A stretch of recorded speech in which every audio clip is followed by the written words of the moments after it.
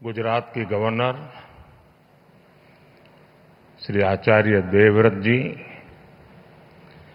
गुजरात के मुख्यमंत्री श्रीमान भूपेंद्र भाई पटेल, आंध्र प्रदेश के मुख्यमंत्री श्रीमान चंद्रबाबू नायडू जी, राजस्थान के मुख्यमंत्री श्रीमान भजनलाल शर्मा जी, मध्य प्रदेश के मुख्यमंत्री श्रीमान मोहन यादव जी, छत्तीसगढ़ के मुख्यमंत्री जी भी यहां देख रहा हूं मैं, गोवा के मुख्यमंत्री दिखाई दे रहे हैं और कई राज्यों के ऊर्जा मंत्री भी मुझे नजर आ रहे हैं। उसी प्रकार से विदेश के मेहमान, जर्मनी की इकोनॉमिक कोऑपरेशन मिनिस्टर, डेनमार्क के इंडस्ट्री बिजनेस मिनिस्टर, मंत्रिमंडल के मेरे साथी प्रहलाद जोशी, श्रीपद नाइक जी और दुनिया के कई देशों से आए हुए सभी डेलीगेट्स, देवी और सज्जनों,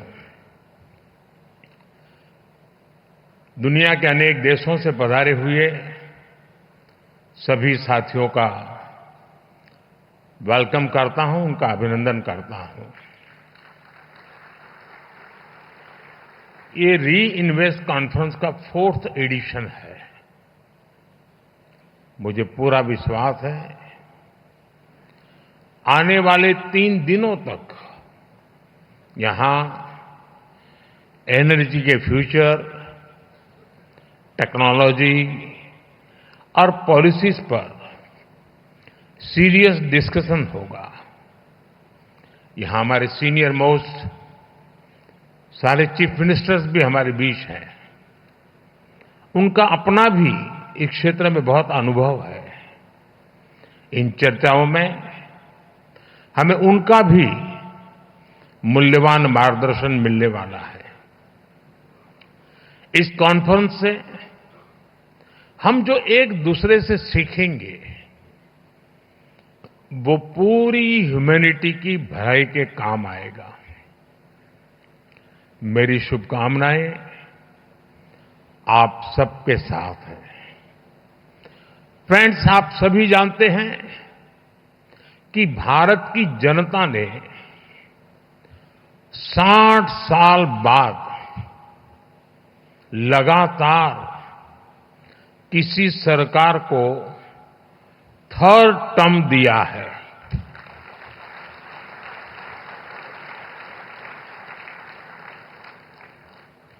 हमारी सरकार को मिले 3rd टर्म के पीछे भारत की बहुत बड़ी एस्पिरेशंस है। आज 140 करोड़ भारतवासियों को भरोसा है, भारत के युवाओं को भरोसा है, भारत की महिलाओं को भरोसा है कि उनकी एस्पिरेशंस को पिछले 10 साल में जो पंख लगे हैं वो इस 3rd टर्म में एक नई उड़ान भरेंगे।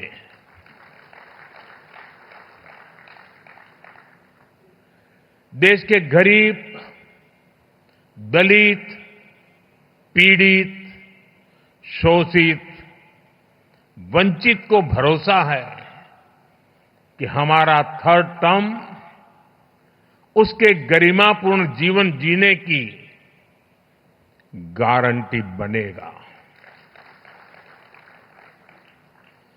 140 करोड़ भारतीय भारत को तेजी से टॉप 3 इकोनॉमीज में पहुंचाने का संकल्प लेकर काम कर रहे हैं। इसलिए आज का ये इवेंट आइसोलेटेड इवेंट नहीं है। एक बड़े विजन, एक बड़े मिशन का हिस्सा है। ये 2047 तक भारत को डेवलप नेशन बनाने के हमारे एक्शन प्लान का हिस्सा है। और हम ये कैसे कर रहे हैं, इसका ट्रेलर थर्ड टर्म के हमारे पहले 100 डेज 100 दिनों के फैसलों में दिखता है। फ्रेंड, फर्स्ट 100 डेज में हमारी प्रायोरिटीज भी दिखती हैं, हमारी स्पीड और स्केल का भी एक रिफ्लेक्शन मिलता है। इस दौरान हमने हर उस सेक्टर और हर उस फैक्टर को एड्रेस किया है जो भारत के तेज विकास के लिए जरूरी है। इन 100 दिनों में फिजिकल और सोशल इंफ्रास्ट्रक्चर के विस्तार के लिए अनेक महत्वपूर्ण फैसले लिए गए हैं। हमारे विदेशी अतिथियों को ये जानकर हैरानी होगी कि भारत में हम 700 मिलियन यानी 7 करोड़ घर बना रहे हैं। ये दुनिया के कई देशों की आबादी से भी ज्यादा है। सरकार के पिछले 2 टर्म में हमने इसमें से 400 मिलियन यानी 4 करोड़ घर बना चुके हैं और तीसरे टर्म में हमारी सरकार ने 300 मिलियन यानी 3 करोड़ नए घर बनाने का काम शुरू भी कर दिया है। बीते 100 दिनों में भारत में 12 नए इंडस्ट्रियल सिटीज बनाने का फैसला किया गया है। बीते 100 दिनों में 8 high speed road corridor projects approve किए गए हैं। बीते 100 दिनों में 15 से ज्यादा नई made in India semi high speed Vande Bharat train launch की गई है। हमने रिसर्च को प्रमोट करने के लिए भी 1 ट्रिलियन रुपीस का रिसर्च फंड बनाया है। हमने इलेक्ट्रिक मोबिलिटी को बढ़ावा देने के लिए भी अनेक इनिशिएटिव्स अनाउंस किए हैं। हमारा लक्ष्य हाई परफॉर्मेंस बायो मैन्युफैक्चरिंग को बढ़ावा देने का है और ये भविष्य इसी से जुड़ा रहने वाला है। इसके लिए बायो E3 पॉलिसी को भी मंजूरी दी गई है।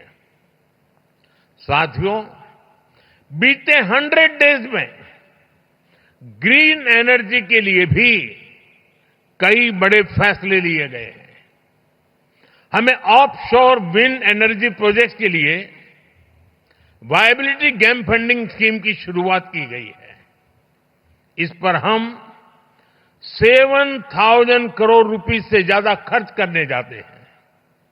भारत आने वाले समय में 31,000 मेगावाट हाइड्रो पावर जनरेट करने के लिए भी काम कर रहा है। इसके लिए 12,000 करोड़ रुपए से अधिक अप्रूव किए गए हैं। साथियों, भारत की डायवर्सिटी, भारत की स्केल, भारत की कैपेसिटी, भारत का पोटेंशियल, भारत की परफॉर्मेंस, ये सब यूनिक है। इसलिए मैं कहता हूं, Indian solutions for global application. इस बात को दुनिया भी भली भांति समझ रही है। आज भारतीयों को ही नहीं बल्कि पूरी दुनिया को लगता है कि भारत 21st सेंचुरी की बेस्ट बेट है। आप देखिए, इस महीने की शुरुआत में ही ग्लोबल फिनटेक फेस्ट का आयोजन हुआ। इसके बाद फर्स्ट सोलर इंटरनेशनल फेस्टिवल में दुनिया भर से लोग शामिल हुए। फिर ग्लोबल सेमीकंडक्टर समिट में दुनिया के कोने कोने से लोग भारत आए। इसी दौरान भारत ने सिविल एविएशन पर एशिया पैसिफिक मिनिस्ट्रियल कॉन्फ्रेंस के आयोजन का दायित्व निभाया। और अब आज यहां हम ग्रीन एनर्जी के फ्यूचर पर चर्चा के लिए जुटे हैं। फ्रेंड्स, मेरे लिए ये बहुत सुखद संयोग है कि गुजरात की जिस धरती पर श्वेत क्रांति, मिल्क रिवॉल्यूशन का उदय हुआ, जिस धरती पर मधु क्रांति, स्वीट रिवॉल्यूशन, शहद का काम, उसका उदय हुआ, जिस धरती पर सूर्य क्रांति, सोलर रिवॉल्यूशन का उदय हुआ, वहां ये भव्य आयोजन हो रहा है। गुजरात भारत का वो राज्य है जिसने भारत में सबसे पहले अपनी सोलर पावर पॉलिसी बनाई थी। पहले गुजरात में पॉलिसी बनी, इसके बाद हम नेशनल लेवल पर आगे बढ़े। दुनिया में, जैसा अभी भूपेंद्र भाई ने बताया, क्लाइमेट के लिए अलग से मिनिस्ट्री बनाने वालों में भी गुजरात बहुत आगे था। जिस समय भारत में सोलर पावर की बहुत चर्चा भी नहीं थी, गुजरात में सैकड़ों मेगावाट के सोलर प्लांट लग रहे थे। साथियों, आपने भी देखा होगा, ये जो वेन्यू है, इसका नाम महात्मा गांधी के नाम पर है, महात्मा मंदिर।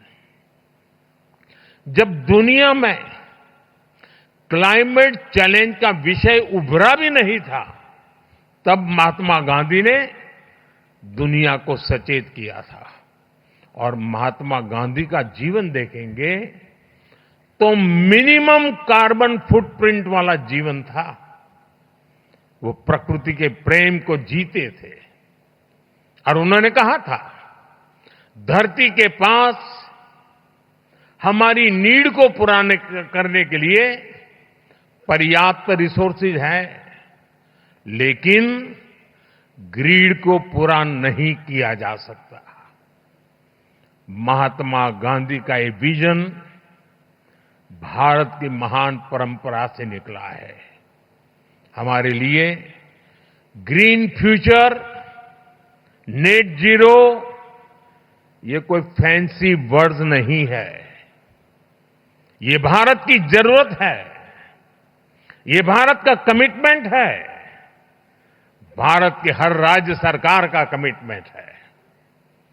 एक डेवलपिंग इकोनॉमी के नाते हमारे पास भी इन कमिटमेंट से बाहर रहने का जायज बहाना था।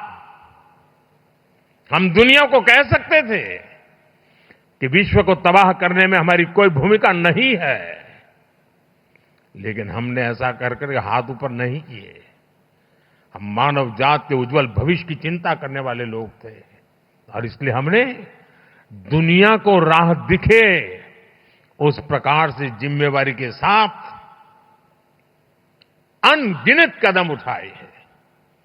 आज का भारत सिर्फ आज का नहीं, बल्कि आने वाले 1000 साल का बेस तैयार कर रहा है।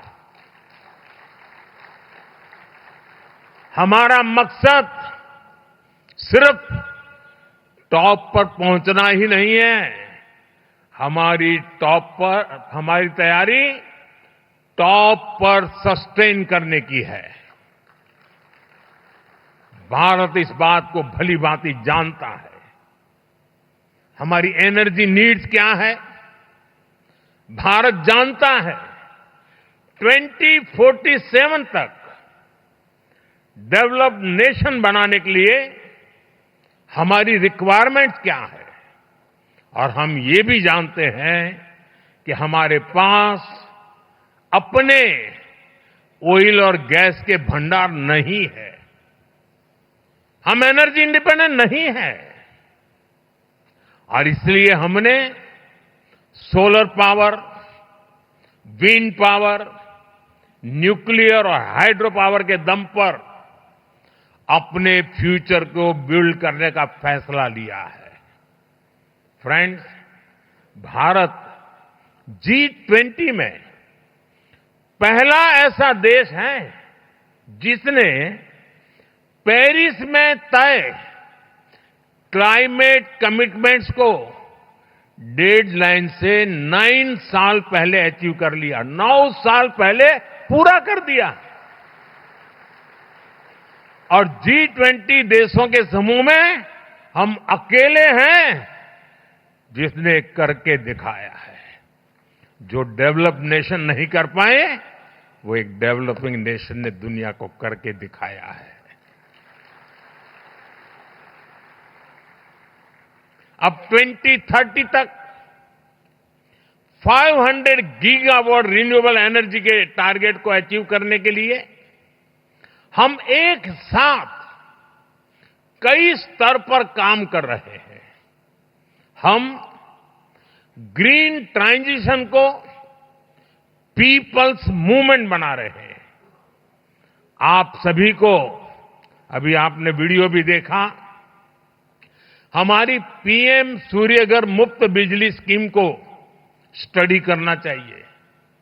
ये रूफटॉप सोलर की एक यूनिक स्कीम है। इसके तहत हम रूफटॉप सोलर सेटअप के लिए हर फैमिली को फंड कर रहे हैं, इंस्टॉलेशन में मदद कर रहे हैं। इस एक योजना से भारत का हर घर एक पावर प्रोड्यूसर बनने जा रहा है। अब तक 13 मिलियन यानी 1,30,00,000 से ज्यादा फैमिलीज इसमें रजिस्टर कर चुकी हैं। अभी तक 3.25 लाख घरों में इस योजना के तहत इंस्टॉलेशन का काम पूरा भी हो चुका है। साथियों, पीएम सूर्यघर मुफ्त बिजली योजना के जो रिजल्ट आने शुरू हुए हैं, ये रिजल्ट अपने आप अद्भुत है। एक छोटा परिवार जिसकी महीने में 250 यूनिट बिजली की खपत है और जो 100 यूनिट बिजली पैदा करके ग्रिड में बेच रहा है, उसे साल में करीब करीब 25,000 रुपए की कुल बचत होगी। यानी लोगों का जो बिजली बिल बचेगा और जो वो कमाएंगे, उससे उनको करीब 25,000 रुपए का फायदा होगा। अगर इस पैसे को वो पीपीए में डालते हैं, पीपीएफ में डाल देते हैं, और घर में मानो बेटी का जन्म हुआ है, 1 साल की बेटी है, तो 20 साल बाद 10-12 लाख रुपए से ज्यादा उनके पास होंगे। आप कल्पना कर सकते हैं, बच्चों की पढ़ाई लिखाई से लेकर शादी ब्याह तक ये पैसा बहुत काम आएगा। साथियों, इस स्कीम से 2 और बड़े लाभ हैं। ये स्कीम इलेक्ट्रिसिटी के साथ साथ एम्प्लॉयमेंट जनरेशन और एनवायरमेंट प्रोटेक्शन का भी माध्यम बन रही है। ग्रीन जॉब बहुत तेजी से बढ़ने वाले हैं। हजारों वेंडर्स की जरूरत पड़ेगी। लाखों लोग इसको इंस्टॉल करने के लिए लगेंगे। इस योजना से करीब 2 मिलियन यानी 20 लाख रोजगार पैदा होंगे। पीएम सूर्यघर स्कीम के तहत 3 लाख नौजवानों को स्किल्ड मैन पावर के तौर पर तैयार करने का लक्ष्य है। इनमें से 1 लाख नौजवान तो सोलर पीवी टेक्नीशियंस भी होंगे। इसके अलावा हर 3 किलोवाट सोलर बिजली पैदा करने 50-60 टन कार्बन डाइऑक्साइड का एमिशन भी रुकेगा। यानी पीएम सूर्यघर मुफ्त बिजली योजना से जुड़ने वाला हर परिवार क्लाइमेट चेंज से मुकाबला करने में भी बड़ा योगदान देगा। साथियों, जब 21वीं सदी का इतिहास लिखा जाएगा तो उसमें भारत की सोलर क्रांति का चैप्टर, सोलर रिवॉल्यूशन का चैप्टर सुनहरे अक्षरों में लिखा जाएगा। साथियों, जो विदेश के मेहमान आए हैं, मैं उनको कहूंगा, यहां से 100 किलोमीटर की दूरी पर ही एक बहुत खास गांव है, मोढेरा।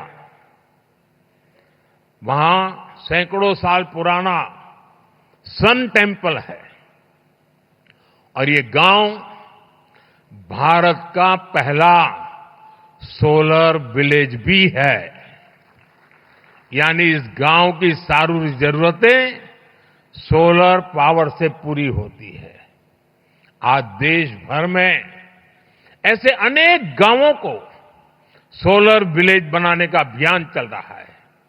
साथियों, मैं अभी यहां जो एग्जीबिशन लगा है वो देखने गया था और आप सबसे मेरा आग्रह है, एग्जीबिशन जरूर देखिए। आप सभी अयोध्या के बारे में तो भरपूर जानते हैं। अयोध्या नगरी भगवान राम की जन्मस्थली है और भगवान राम तो सूर्यवंशी थे। और मैं अभी जब प्रदर्शनी देख रहा था तो वहां उत्तर प्रदेश का स्टॉल देखा, क्योंकि मैं काशी का सांसद हूं, उत्तर प्रदेश वाला भी बन गया हूं, तो मैं स्वाभाविक है मैं उत्तर प्रदेश का स्टॉल देखने गया। और मेरी जो इच्छा थी, आज मुझे रिपोर्ट कर रहे थे कि वो मेरी इच्छा उन्होंने पूरी कर दी है। भगवान राम का भव्य मंदिर तो बना है, लेकिन मैं दुनिया को बताना चाहता हूं, अब उस अयोध्या जो सूर्यवंशी भगवान राम की जन्मभूमि है, वो पूरा अयोध्या मॉडल सोलर सिटी बनाने का लक्ष्य लेकर चल रहा है। करीब करीब काम पूरा होने आया है। हमारा प्रयास है कि अयोध्या का हर घर, हर कार्यालय, हर सेवा सौर शक्ति से चले, सोलर एनर्जी से चले। और मुझे खुशी है कि अब तक हम अयोध्या के अनेकों सुविधाओं और घरों को सोलर एनर्जी से जोड़ चुके हैं। अयोध्या में बड़ी संख्या में सोलर स्ट्रीट लाइट्स, सोलर चौराहे, solar boards, solar water ATM और सोलर बिल्डिंग देखी जा सकती है। हमने भारत में ऐसे 17 शहरों की पहचान की है जिसे हम इसी प्रकार सोलर सिटी के तौर पर विकसित करना चाहते हैं। हम अपने एग्रीकल्चर फील्ड्स को, हमारे खेतों को भी, हमारे किसानों को आत्मनिर्भर बनाने के लिए सोलर पावर जनरेशन का माध्यम बना रहे हैं। आज किसानों को इरिगेशन के लिए सोलर पंप और छोटे सोलर प्लांट लगाने के लिए मदद दी जा रही है। भारत आज रिन्यूएबल एनर्जी से जुड़े हर सेक्टर में बड़ी स्पीड और बड़े स्केल पर काम कर रहा है। बीते दशक में हमने न्यूक्लियर एनर्जी से पहले की तुलना में 35% ज्यादा बिजली पैदा की है। भारत ग्रीन हाइड्रोजन के क्षेत्र में ग्लोबल लीडर बनने का प्रयास कर रहा है। इसके लिए हमने करीब 20,000 करोड़ रुपए का ग्रीन हाइड्रोजन मिशन लॉन्च किया है। आज भारत में वेस्ट टू एनर्जी का भी एक बहुत बड़ा अभियान चल रहा है। क्रिटिकल मिनरल से जुड़े चैलेंजेस को एड्रेस करने के लिए हम सर्कुलर अप्रोच को प्रमोट कर रहे हैं।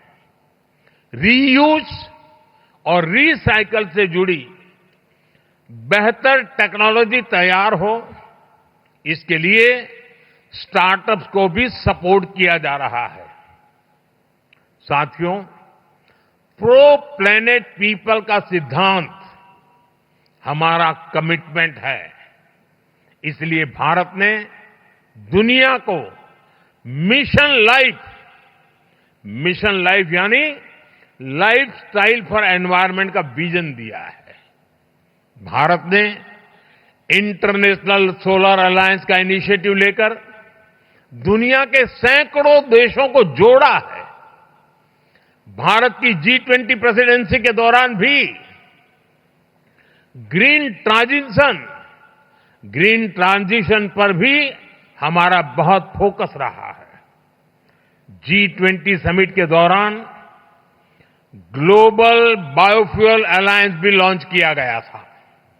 भारत ने अपनी रेलवे को इस दशक के अंत तक नेट जीरो बनाने का भी लक्ष्य रखा है।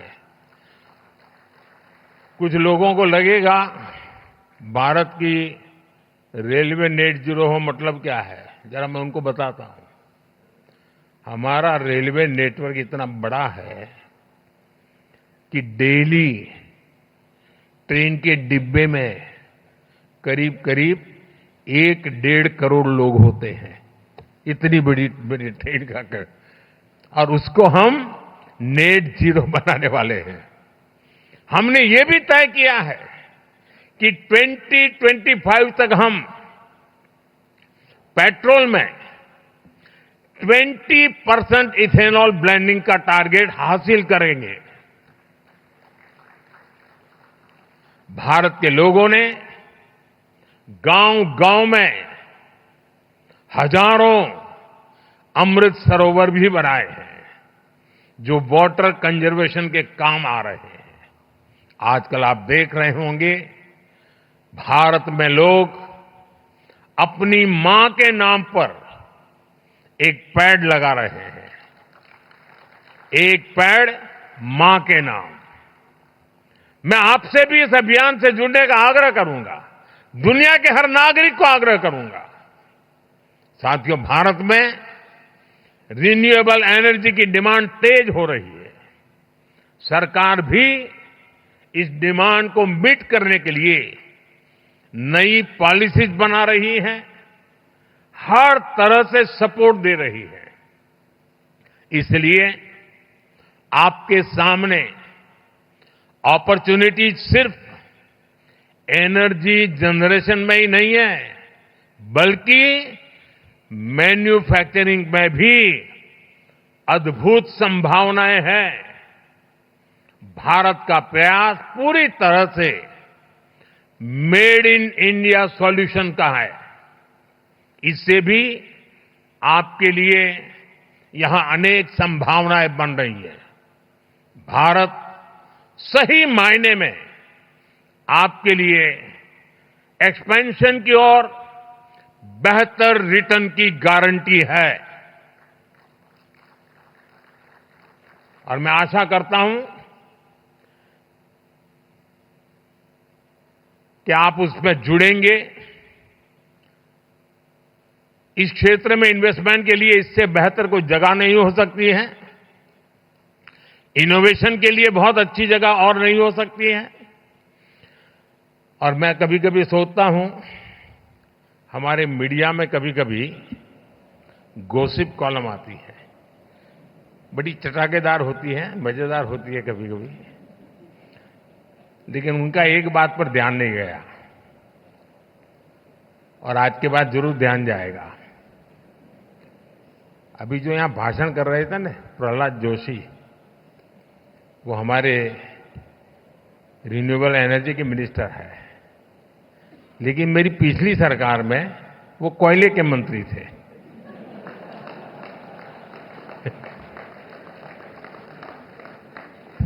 तो देखिए, मेरा मंत्री भी कोयले से रिन्यूएबल एनर्जी की तरफ चला गया।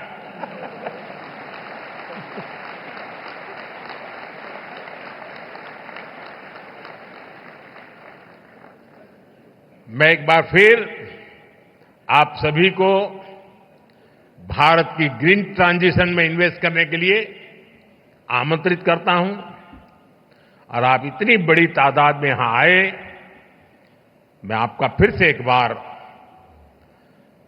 इस धरती में मैं पैदा हुआ, गुजरात ने मुझे बहुत कुछ सिखाया, तो मेरा भी मन करता है कि गुजरात के मुख्यमंत्री के साथ साथ मैं भी आप सबके स्वागत में अपनी भावनाओं को व्यक्त करते हुए, आप सबका धन्यवाद करते हुए, सभी राज्यों की भागीदारी के लिए मैं सभी राज्य सरकारों का भी आभार व्यक्त करता हूं।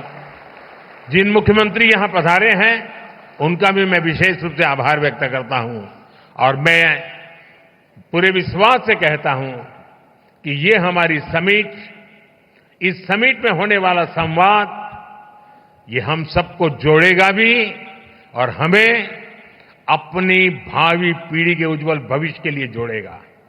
मुझे याद है एक बार राष्ट्रपति ओबामा यहां पर टूर, भारत में उनका प्रवास था, बायोलेटरल विजिट के लिए आए थे, तो हमारी प्रेस कॉन्फ्रेंस थी दिल्ली में। तो किसी पत्रकार महोदय ने पूछा, क्योंकि उस समय चल रहा था, लोग भांति भांति के सारे आंकड़े घोषित करते रहते, ये करेंगे वो करेंगे, तो उन्होंने मुझे पूछा कि दुनिया में भांति भांति के देश बड़े बड़े टारगेट तय कर रहे हैं, क्या इसका दबाव है क्या आपके मन पर? और मैंने उस दिन जवाब दिया था मीडिया को, ये मोदी है।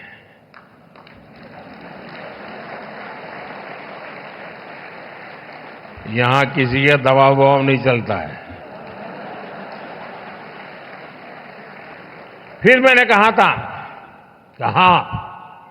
मुझ पर दबाव है और वो दबाव है हमारी भावी पीढ़ी के संतानों का, उनके सब जो जन्मे भी नहीं है लेकिन उनके उज्जवल भविष्य की चिंता मुझे सताती रही है और इसलिए आने वाली पीढ़ियों के कल्याण के लिए काम मैं कर रहा हूं।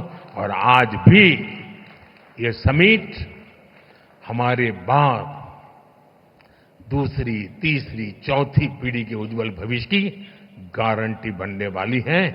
उतना बड़ा काम करने के लिए आप यहां आए हैं, महात्मा गांधी के नाम पर बने इस महात्मा मंदिर में आए हैं।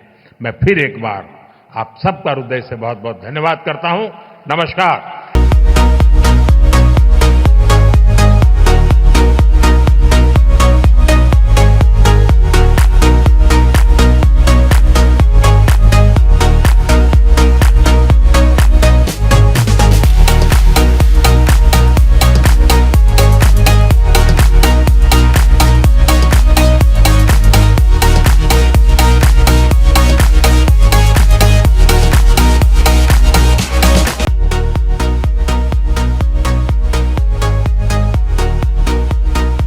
दयाल गजाधारी ज्वेलर्स, जो है पिछले 75 सालों से आप सभी का भरोसा, आपकी खुशियों के साथ।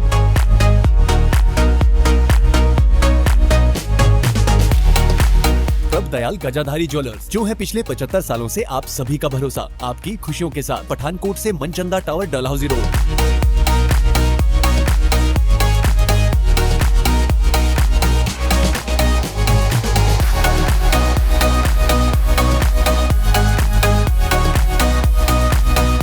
कहीं सुना है रिटेल की दुकान पर होलसेल का दाम?